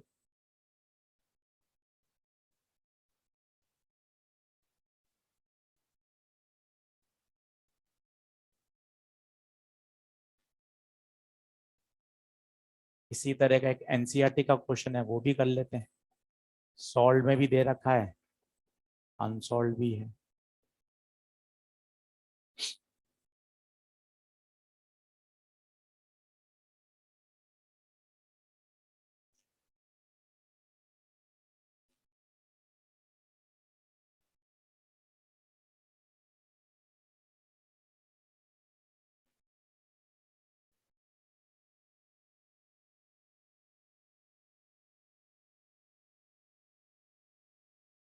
हाँ जी, कितना आंसर पहले का? बिल्कुल आसान, ब्रूस्टर पूछा है, डायरेक्ट फॉर्मूला लगाइए, tan थीटा पी बराबर म्यू, थीटा पी पूछा है, म्यू कितना? √3। √3 कब होता है बच्चों? 60 पर, tan 60, तो थीटा पी कितना आ गया? 60।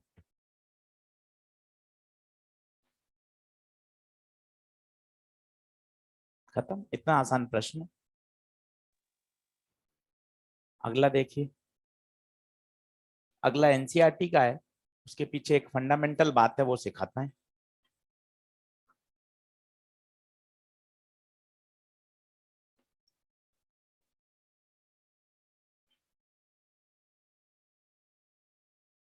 एनसीईआरटी का सॉल्व एग्जांपल है।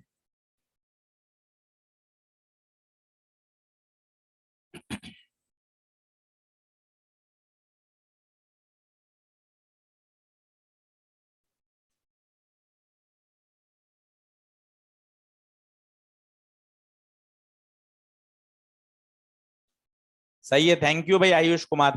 आयुष कुमार लिख रहे हैं, thank you so much sir, आपने हमें बेसिक से बहुत हाई लेवल पर फिजिक्स सिखाई है अभी। और सर जब क्लास स्टार्ट हुई थी तब से और आज फिजिक्स को देखने का, क्वेश्चन को समझने का जो डिफरेंस है वो पता चल गया है। चलिए बहुत बढ़िया, आगे बढ़े। अब इसमें क्या कह रहा है, फाइंड ब्रूस्टर एंगल। अब आप कहोगे सर मैं इसमें लॉ तो लगा रहा हूं, tan थीटा पी बराबर म्यू, म्यू कितना? 1.5 बोले तो 3/2। अब आप यहां फंस रहे हो यार मैं 1.5 की वैल्यू क्या सोचूं, मुझे तो याद ही नहीं है। मुझे तो क्या क्या याद है, 1045 याद है, 1060 याद है, 1090 याद है नॉट डिफाइंड, 1030 याद है, और 10 याद है। ज्यादा से ज्यादा 1037 3/4, 1053 4/3। पर ये 1.5 तो याद नहीं है। एनसीईआरटी ने तो सॉल्व कर लिया साइंटिफिक कैलकुलेटर से और आंसर दे दिया 57 डिग्री। मैं नहीं कर सकता ये।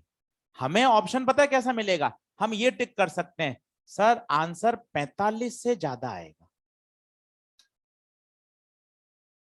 और सर ब्रूस्टर में हमेशा आंसर 45 से ज्यादा ही आएगा, आप कोई प्रश्न कराओ या नहीं कराओ। कारण सुनिए ना, लगाइए ना लॉ। 10 का फॉर्मूला है म्यू, भैया म्यू 1 से बड़ा होता है, एयर से मीडियम की बात कर रहे हैं, म्यू 1 से बड़ा होता है। सोच 1 से बड़ा, 1 होगा तो 45, 1 से बड़ा ही होगा तो एंगल हमेशा 45 से ज्यादा ही आएंगे। 53 आ सकता है 1 से बड़ा है, 45 आ सकता है, 60 आ सकता है, 1 से छोटे तो संभव ही नहीं है। तो ये बात भी बड़ी खतरनाक है कि ब्रूस्टर में अगर आप एयर से मीडियम ट्रांजिशन करते हो तो आपका ब्रूस्टर हमेशा 45 से ज्यादा ही आएगा। इससे पहले वाला सवाल देखिए, वो 60 डिग्री उत्तर आ रहा है। इसमें समझ लाइए 57 डिग्री आप और मैं नहीं निकाल सकते, एनसीईआरटी ने निकाला हुआ है, पर 57 नहीं आएगा, आपको याद भी नहीं करना। अगर वो पेपर में आएगा तो ये पूछेगा कि 45 से ज्यादा या 45 से कम। पक्की बात है 45 से ज्यादा ही होगा। सर क्या हर परिस्थिति में?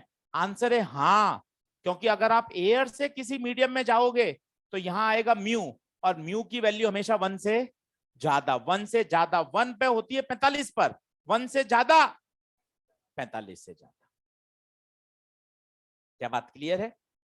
तो ये एनसीईआरटी का प्रश्न है और यही अभी पेपर में भी आया, कैसा मैं आपको लिखाता हूं, नोट डाउन कर लीजिए। अब क्या करते हैं, एक्सरसाइज 2 तो पूरी सॉल्व हो ही गई है, और 2 में क्या है 19 तक के सवाल हैं।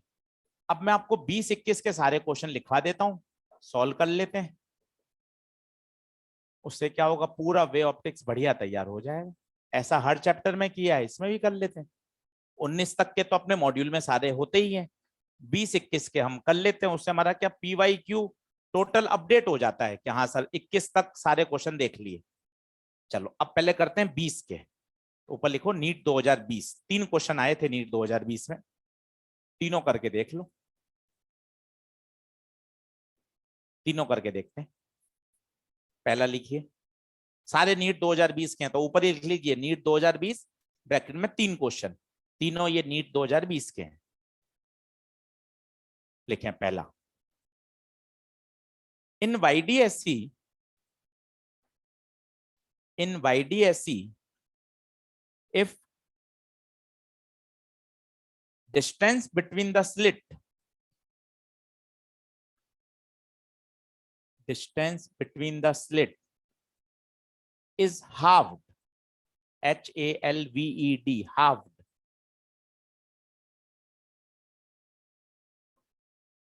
and distance between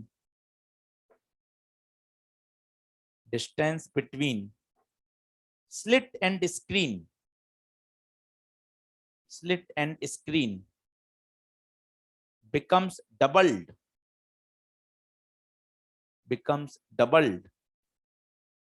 then how does the fringe width changes? How does the fringe width changes? आराम से करिए, फ्रिंज विड्थ का फॉर्मूला बीटा बराबर लैम्डा। अब यहां ध्यान दीजिए, आप डी बाय डी बोलोगे तो उसमें आनंद नहीं है, बड़ा डी बाय छोटा डी। अब बिल्कुल बेसिक सवाल है, ध्यान से पढ़िए। अब आपको पता होना चाहिए, जब आप 50 सवाल करोगे तब आपको पता चलेगा कि अच्छा डिस्टेंस बिटवीन स्लिट का मतलब छोटा डी होता है, और distance between slit and skin का बड़ा डी। ये कैसे सीखोगे? ये प्रश्न करके ही सीखा जा सकता है, फॉर्मूला रट के नहीं सीखा जा सकता।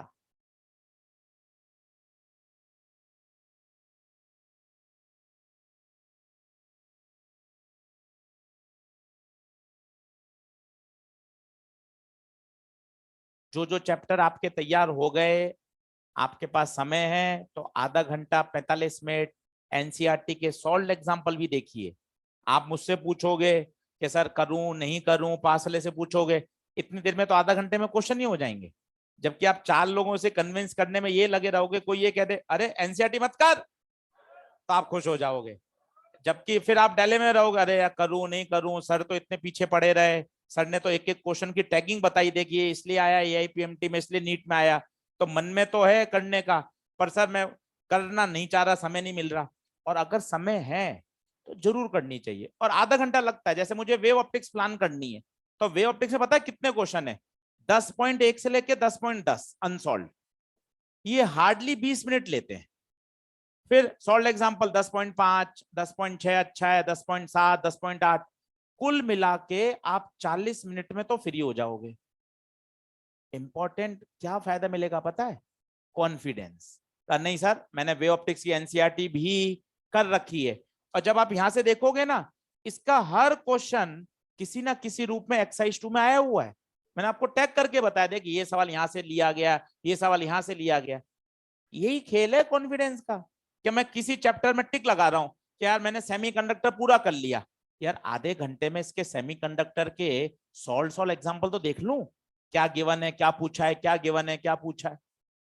तो उससे आपका कॉन्फिडेंस बढ़ता है कि कोई भी चैप्टर आप पूरा कर रहे हो, एक बार उसको एनसीईआरटी से 30 मिनट में देख लिया, थ्योरी की आवश्यकता नहीं, कुछ भी आवश्यकता नहीं है, केवल और केवल क्या? क्वेश्चंस।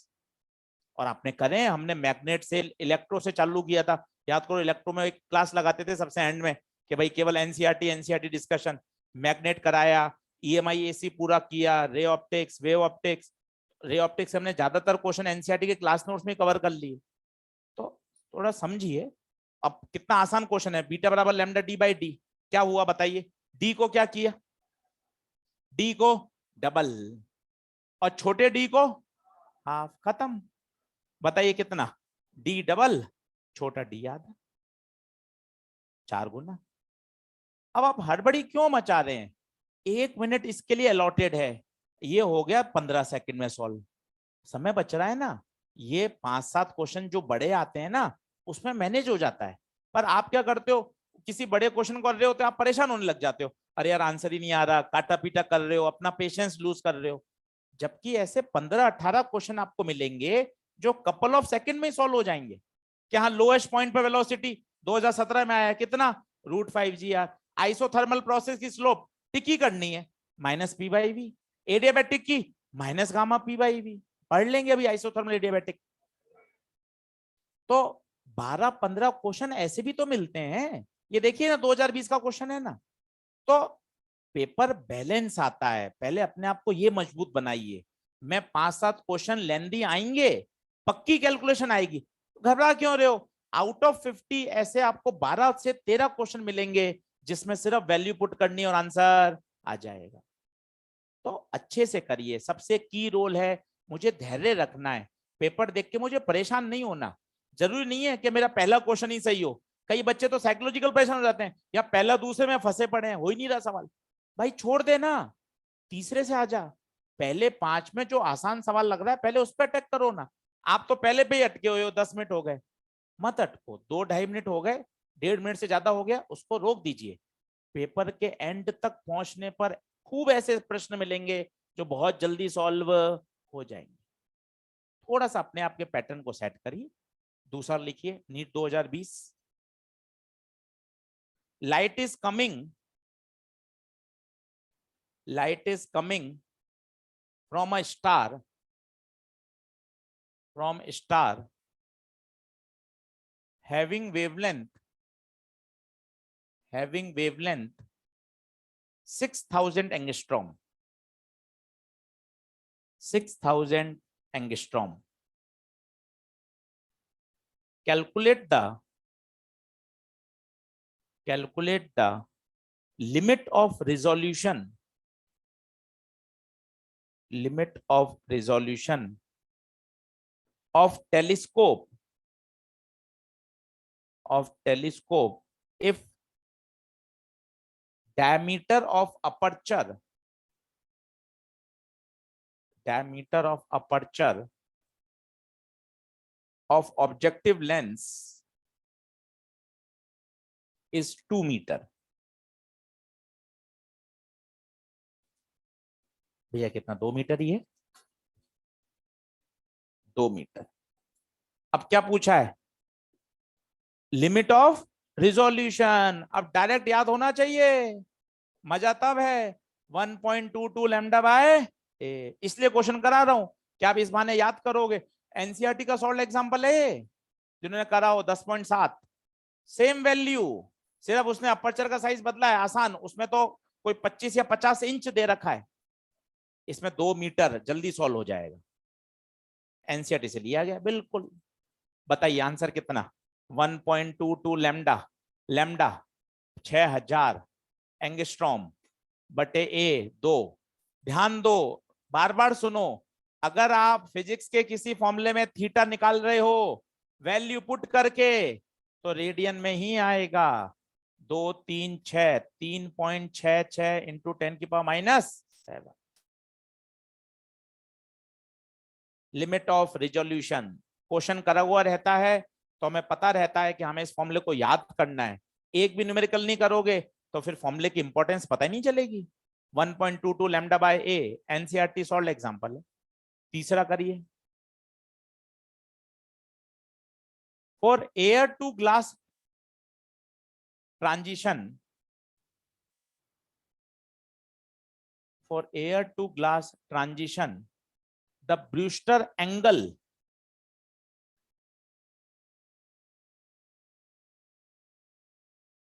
is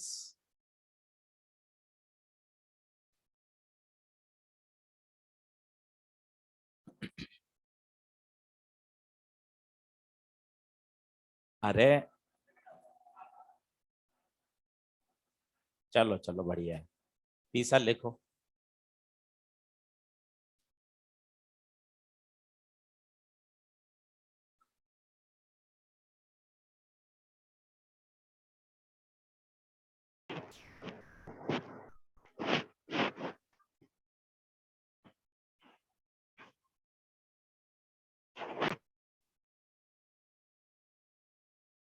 कितना आंसर, अभी मैंने आपको सिखाया था, ये इसने लिया है एनसीईआरटी के सॉल्व एग्जांपल 10.9 से। वहां था 57, 57 तो पूछ नहीं सकता, 57 निकाल नहीं सकते, उसने उसको वैसे बना दिया ऑब्जेक्टिव लेवल में, 45 से बड़ा, 45 से बड़ा ही आएगा भाई। आप सोचो ना, tan थीटा पी बराबर म्यू, ग्लास का तो म्यू 1 से ज्यादा, तो आंसर तो 45 से ज्यादा ही आना है। मतलब 90 से कम, tan 90 रख दोगे तो म्यू आ जाएगा अनंत, जो कि डिफाइंड ही नहीं है। तो 45 से बड़ा, 90 से छोटा। ये 2020 का पेपर है, आप देखिए कितना बैलेंस पेपर बनाया है। एक इंटरफेरेंस का लिया, एक डिफ्रैक्शन का लिया, एक पोलराइजेशन का, और तीनों सवाल ऐसे हैं जो आप 15 सेकंड में कर सकते हो। देख लीजिए, कहीं कोई कैलकुलेशन नहीं, कोई इंटीग्रेशन डिफरेंशिएशन नहीं, सही सही फंडे याद हैं, सवाल सॉल्व हो गए। अब 2020 कोविड के करते हैं, लिखें। रे और वेव मिलाकर 5 आते हैं, इस बार वेव के ज्यादा आए थे 2020 में, तो रे के कम है। अब 20 और 21 में वेव का एक एक क्वेश्चन आया, रे के ज्यादा है, तो ऊपर नीचे चलता रहता है। टोटल 5 से 6 क्वेश्चन आते हैं। देखिए 2020 कोविड, लिखिए in YDSE, in YDSE comma at central maxima, at central maxima the phase difference between the two coherent wave is,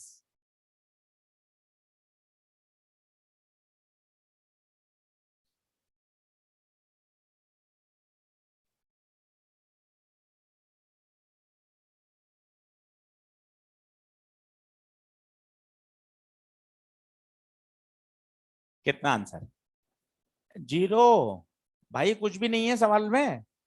वाईडीएसई बना, ये वाईडीएसई बनाया, सेंट्रल मैक्सिमा बना, ये सेंट्रल मैक्सिमा बनाया। सेंट्रल मैक्सिमा पर क्या दोनों वेव्स बराबर रास्ता रखती हैं? हाँ, अब मैंने आपको कहा भी था कि सेंट्रल मैक्सिमा का मतलब एट सेंटर नहीं होता।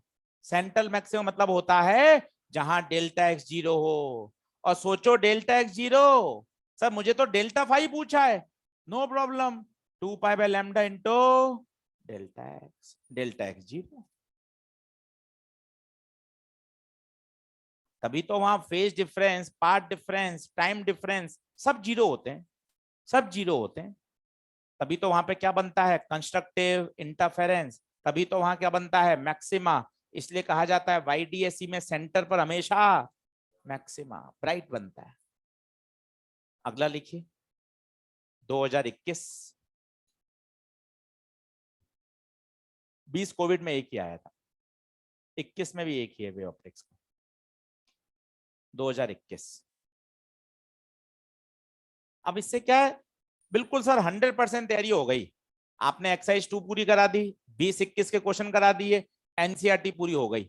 अब आप 3 घंटे लीजिए, आज पूरा वे ऑप्टिक्स आज ही तैयार कर लीजिए। चालू करें पहले इंटरफेरेंस से, पहले कॉपी पढ़ लें पूरी, इंटरफेरेंस, डिफ्रैक्शन, पोलराइजेशन। उसके बाद एक्सरसाइज 2 कर लें, क्रॉप कर लें। क्रॉप में 22-23 सवाल हैं, 23 क्वेश्चन कर लो कि आपको एक्सरसाइज 1 और 3 की जरूरत ही नहीं पड़ेगी।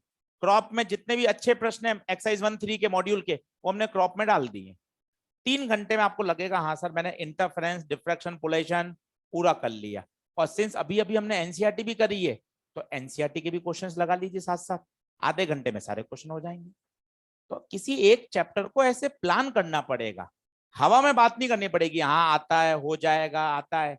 रफ कॉपी में क्वेश्चंस लगाने पड़ेंगे, तब मजा है। लिखें, नीट 2021 क्वेश्चन आया कि टेलीस्कोप है जिसका ऑब्जेक्टिव का अपर्चर भी ज्यादा लेते हैं और फोकल लेंथ भी ज्यादा लेते हैं, ऐसा क्यों? थ्योरेटिकल क्वेश्चन था, ऑल ऑफ दीज आंसर गया था अगर किसी को याद हो तो। टेलीस्कोप में ऑब्जेक्टिव लेंस का अपर्चर भी ज्यादा और फोकल लेंथ भी ज्यादा।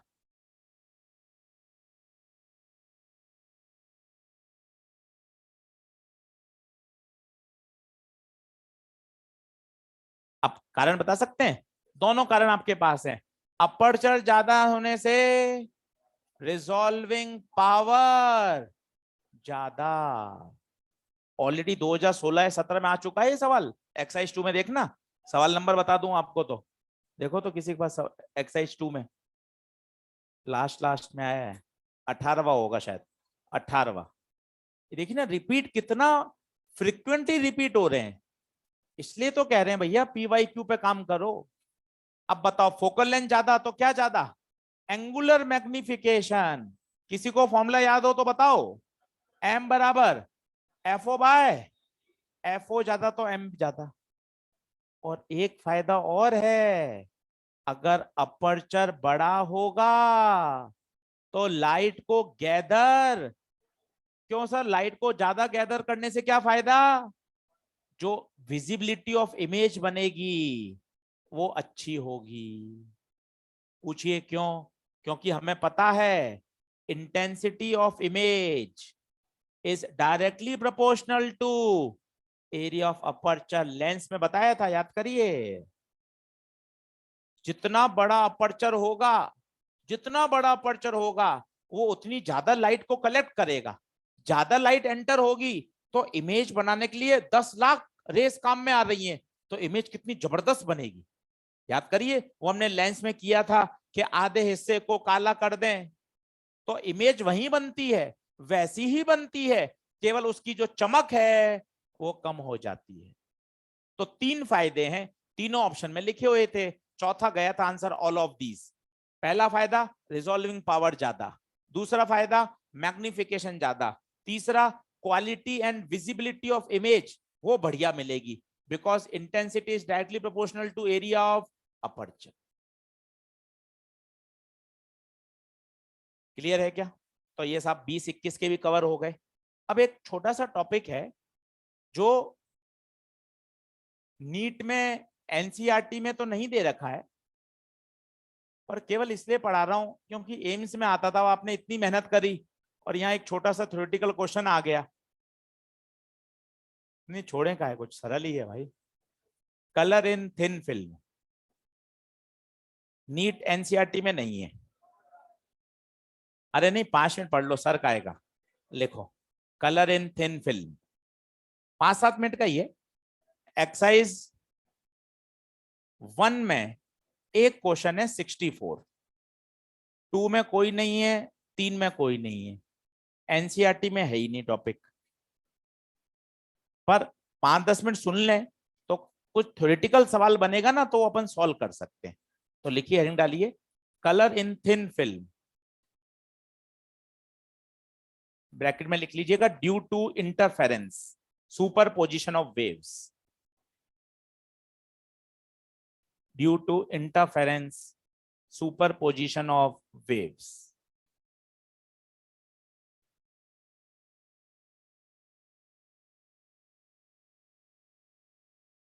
चलो अब सीखना भैया, 5 मिनट सीख लें, 5-7 मिनट में हो जाएगा।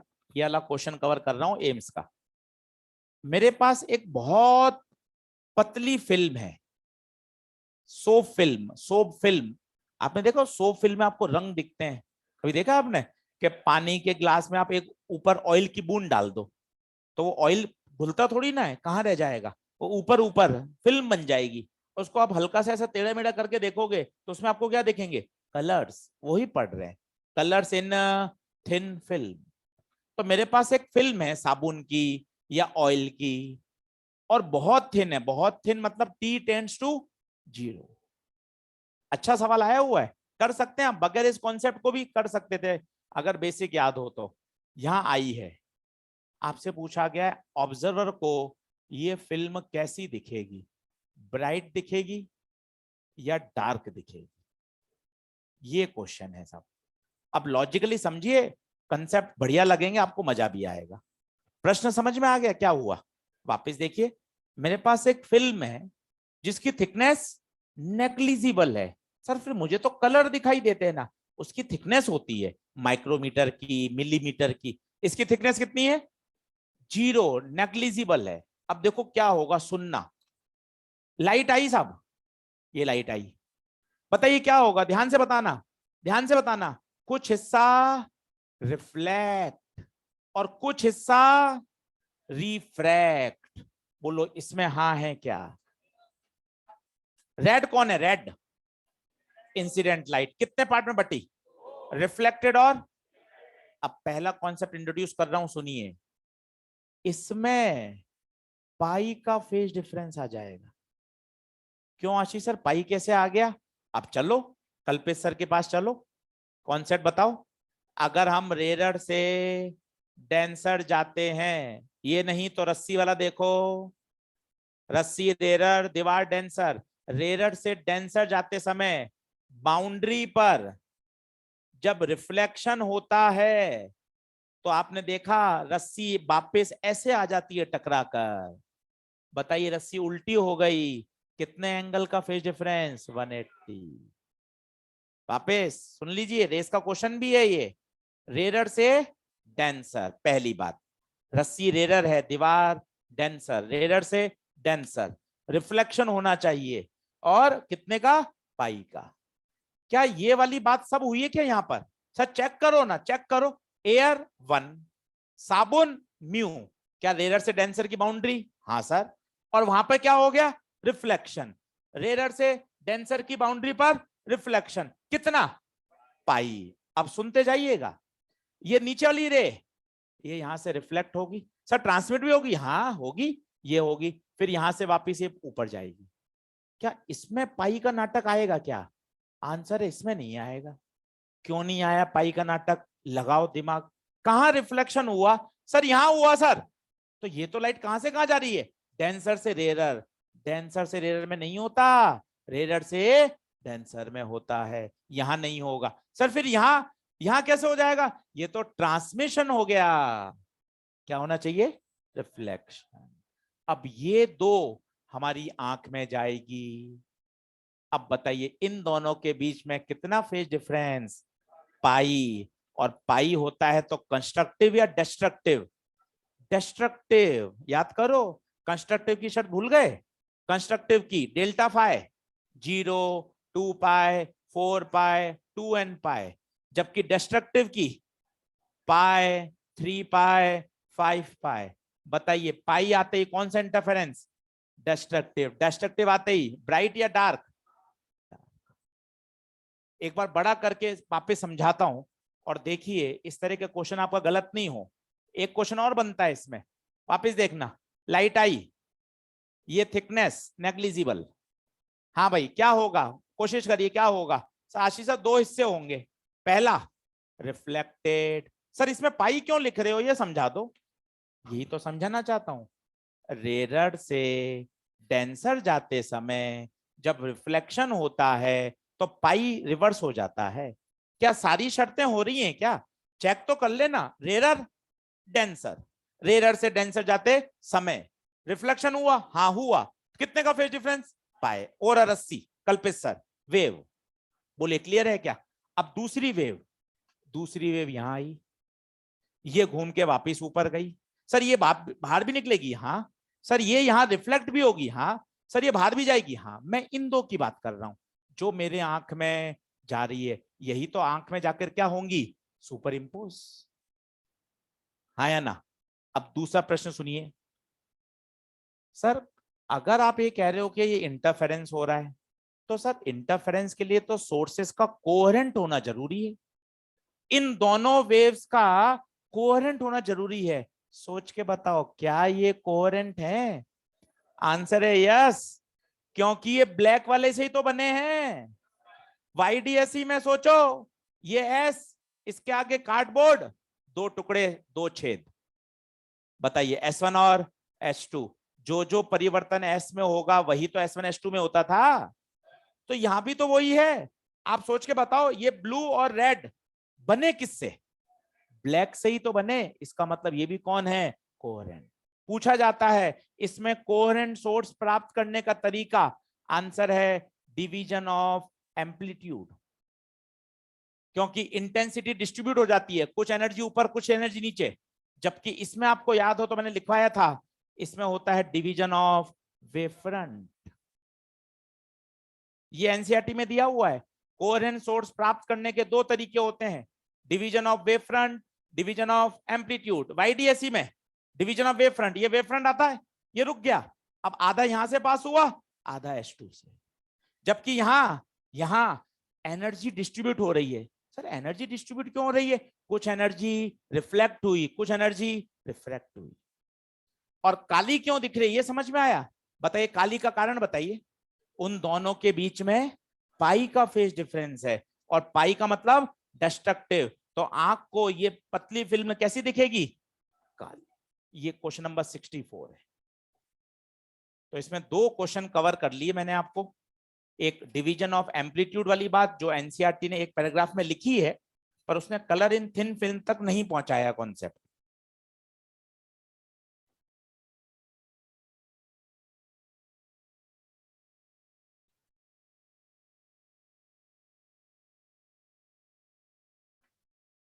लिख लें,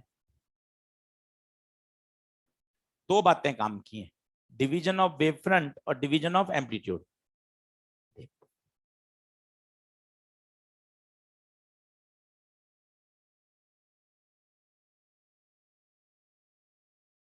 क्लियर है? एक फ्रेनल वाइप्रिज्म का कहीं आपको क्वेश्चन मिले तो उसको काट दीजिएगा, ये सिलेबस में हट गया है अब। पहले था 8-10 साल 90, 92, 95 में। फ्रेनल वाइप्रिज्म काट दीजिए। लॉयड मिरर, ये भी काट दीजिए। अभी तो आपके पास जो मटेरियल है उसमें तो नहीं मिलेगा। मान लो कोई पुरानी बुक कर रहे हो, 95, 98 के क्वेश्चन है, वहां मिल गया तो आप परेशान हो जाओगे, इसलिए लिख के काट दीजिए। फ्रेनल बाइप्रिज्म, लॉयड मिरर, ये सब सिलेबस में नहीं है। ये वैज्ञानिक के नाम है, फ्रेनल, लॉयड। इन्होंने सब इंटरफेरेंस के अलग अलग तरीके, अलग अलग एक्सपेरिमेंट से किया। जहां भी क्वेश्चन मिले आप देखना, वो 92, 95, 97 का होगा। 2000 वाली के बाद की सीरीज में क्वेश्चन ही नहीं है कहीं भी। हाँ जी, कैसी फ्रिंज, डार्क या ब्राइट? डार्क का कारण, क्योंकि जो फेज डिफरेंस आ रहा है वो पाई आ रहा है। क्लियर? चलिए पन्ने पलट लीजिए, वे ऑप्टिक्स खोल लें। मैं आपको तरीका प्लान कर देता हूं आज क्या करना है आपको। 3 घंटे वे ऑप्टिक्स तैयार कर लीजिएगा, क्योंकि अभी बिल्कुल आपके दिमाग में सेट है, बहुत जल्दी तैयार होगी। क्या क्या करना है मैं आपको एक आइडिया दे देता हूं, जिससे आप बढ़िया प्लान कर लें और खूब मेहनत करिए, क्वेश्चंस बनाते रहिए। क्वेश्चंस बनाते रहेंगे, काम चलता रहेगा। देखें, मुझे करना क्या है, एक तो एक्सरसाइज 2 करनी है, जिसमें कितने क्वेश्चन है, 21। क्रॉप करनी है वे ऑप्टिक्स के 23 या 25 सवाल होंगे, तो लगभग ये हो गए साहब 50 सवाल। इसके साथ इंटरफेरेंस, डिफ्रैक्शन, पोलराइजेशन। पोलराइजेशन में तो भैया 2 ही फंडे हैं, तुरंत रिवाइज होता है, Malus Brewster, Malus Brewster. Diffraction में एक ही फंडा है, फ्रॉनहोफर डिफ्रैक्शन। इसमें भी एक वैल्यू याद करके काम चल रहा है, लैम्डा डी बाय, याद करो, इससे सब आ जाता है। आपको मैं सेंट्रल मैक्सिमा की विड्थ पूछूं, इसका डबल कर दो। एंगल पूछूं, डी हटा दो। एंगुलर विड्थ पूछूं, डबल कर दो। केवल इस वाई से ही काम चल जाएगा। तो डायग्राम बना के करना। और उसके बाद आता है इंटरफेरेंस। इंटरफेरेंस में केवल एक ही फॉर्मूला है, बीटा बराबर लैम्डा बड़ा डी बाय छोटा डी। इसमें पोजीशन बड़ी जबरदस्त होती है, 5वीं ब्राइट 5 बीटा, 8वीं डार्क 8वीं डार्क आधा कम 7.5 बीटा। डायरेक्ट लिख सकते हैं, कोई फॉर्मूले की जरूरत थी? पानी में डालने पर लैम्डा नहीं, लैम्डा बाय में। 3 बातें याद करिए, आपका YDSC तैयार हो जाएगा। और इसके साथ एक्सरसाइज 2 कर लीजिए। सही है? तो सभी को ऑल द बेस्ट, खूब पढ़ाई करिएगा। सही है, चलो बढ़िया, ध्यान रखिएगा सब लोग अपना। यहीं मिलूंगा मैं अभी आपको डाउट में, 10 दिन 15 दिन 20 दिन 25 दिन 1 महीना, जब तक आपके सारे मेजर टेस्ट होते जाए और आप हमसे उससे चैप्टर के रिलेटेड क्या पूछते रहो, डाउट। क्लियर है? चलो अभी तो 5-7 दिन आएंगे ही। चलो बहुत धन्यवाद सभी को। तो ध्यान रखिएगा, कामयाबी किस्मत से नहीं मेहनत से मिलती है। इसलिए कहा गया है, इसलिए क्या कहा गया है, सुने, फूल यूं ही खिला नहीं करते, फूल यूं ही खिला नहीं करते, बीजों को तो दफन होना ही पड़ता है। तो हमें मेहनत तो करनी ही पड़ेगी, तब जाके हम मेडिकल कॉलेज के दरवाजे हमारे लिए खुल जाएंगे। सही बात? चलो।